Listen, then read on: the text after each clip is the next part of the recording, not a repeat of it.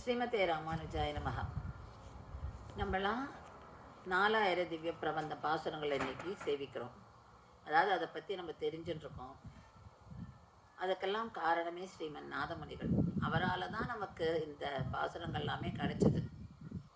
அவர் காட்டுமன்னார் கோவிலில் பெருமாளுக்கு கைங்கரியம் பண்ணிட்டுருக்கார். அப்போது அந்த தெருவில் ஒரு கோஷ்டி போயின்ட்டுருக்கா. அவள் வந்து ஆரா வமுதேன்ற பாசுரம், அந்த தொடங்குற பாசுரங்களை சொல்லிட்டு வரா, சேவிச்சுட்டு இருக்கா. ஒரு 10 பாசுரங்களை திருப்பி திருப்பி அதே பாசுரங்களே அவள் சேவிச்சுட்டு இருக்கா. அவர் வந்து அதை கேட்டுட்டு அவருக்கு வந்து அந்த பாசுரம் அவரை ரொம்ப அட்ராக்ட் பண்ணிடுது. இப்போ பின்னாடியே போகிறார். அப்புறம் நீங்கள் வந்து 1010 சொல்லி முடிக்கிறீங்களே, அப்போ மீதி பாசுரங்கள் எங்கே? ஆனால் இந்த பாசுரங்களே நீங்கள் திருப்பி திருப்பி சொல்கிறீங்களே அப்படின்னு கேட்குறாரு. அப்போ அவள் சொல்கிறா, எங்களுக்கு வந்து இந்த பாசுரங்கள் தான் தெரியும். நீங்கள் வந்து ஆழ்வார் திருநகரிக்கு போனீங்கன்னா, அதாவது அந்த காலத்தில் திருக்குறுக்கூர்னு பேர் அதுக்கு, அந்த இடத்துக்கு அங்கே போனீங்கன்னா உங்களுக்கு இன்னும் கொஞ்சம் விஷயம் தெரியும் அதை பற்றி அப்படின்னு சொல்கிறார். இவரும் உடனே தன்னுடைய வேலையெல்லாம் விட்டுட்டு அங்கே போகிறார். அங்கே போகும்போது பராங்குசதாசன்றவரை பார்க்குறார். அவர்கிட்ட சொல்கிறார், இது மாதிரி எனக்கு வந்து இந்த மீதி பாசுரங்கள்லாம் தெரியணும் அப்படின்னு சொல்லி. அப்போது அவர் வந்து இந்த பாசுரங்களே எப்படி கிடச்சிது அப்படின்றத சொல்கிறார். அதாவது மதுரகவி ஆழ்வார் நம்மாழ்வார் மேலே பாடியிருக்க கண்ணினின் சிறுத்தாம்பு அந்த பாசுரங்கள். அப்போ அந்த பாசுரங்கள் வந்து எப்படி, அது மீதி பாசுரங்கள்லாம் வந்து தாமிரபரணி ஆற்றுல போட்டுறா ஜனங்கள்.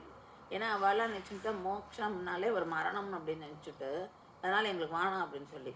அப்போ இந்த ஒரு பாசுரம் மட்டும் திரும்பி அந்த ஓலை வந்து அந்த கரையோரம் அப்படி ஒதுங்கித்தான். அப்போ அதில் தான் அந்த கண்ணினின் சிறுத்தாம்பு பாசுரங்கள். இப்போ இப்படி கிடச்சதான் கண்ணினின் சிறுத்தாம்பு பாசுரங்கள். அதனால் அது மட்டும்தான் எல்லாருக்குமே தெரியும் அப்படின்னு சொல்லி சொல்கிறார்.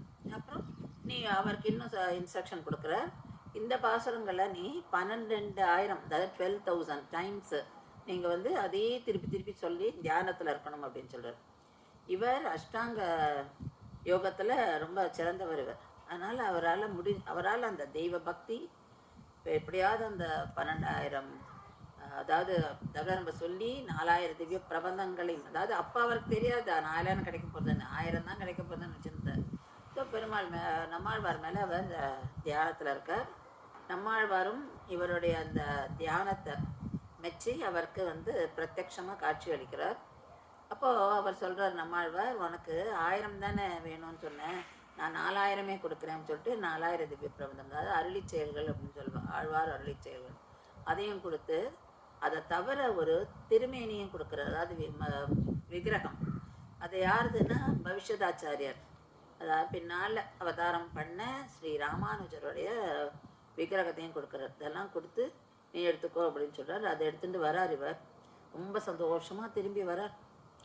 தன்னுடைய ஊருக்கு வந்து ராஜாக்கிட்டையும் விஷயம்னு சொல்கிறார். இப்போ ராஜா வந்து அவரை என்கரேஜ் பண்ணுறார், நீ வந்து இதை கம்பைல் பண்ணணும் அப்படின்னு. ஸோ இவரும் வந்து அதை கம்பைல் பண்ணி, அதாவது அதை எப்படி எடுத்துன்னு போகிறாருன்னா இழல் இசை நாடகம் அந்த மாதிரி அப்படி வந்தது தான் வந்து நம்ம கோவிலில் இப்போல்லாம் வந்து நம்ம அந்த பாசுரங்களில் ஒரு டான்ஸாக ஆடி அபிநயத்தோடு பண்ணுறா, அதை அரையர் சேவை அப்படின்னு அதெல்லாம் ஆரம்பித்து வச்சதே ஸ்ரீமன் நாதமணிகள் தான்.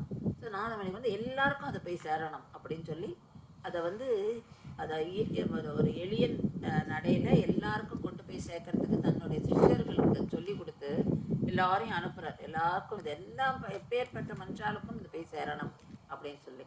ஸோ அப்படி நமக்கு கிடைச்சது தான் இந்த 4000 திவ்ய பிரபந்தம். இவருடைய திருநக்ஷத்திரம் ஆனி மாதம் அனுஷ நட்சத்திரம்.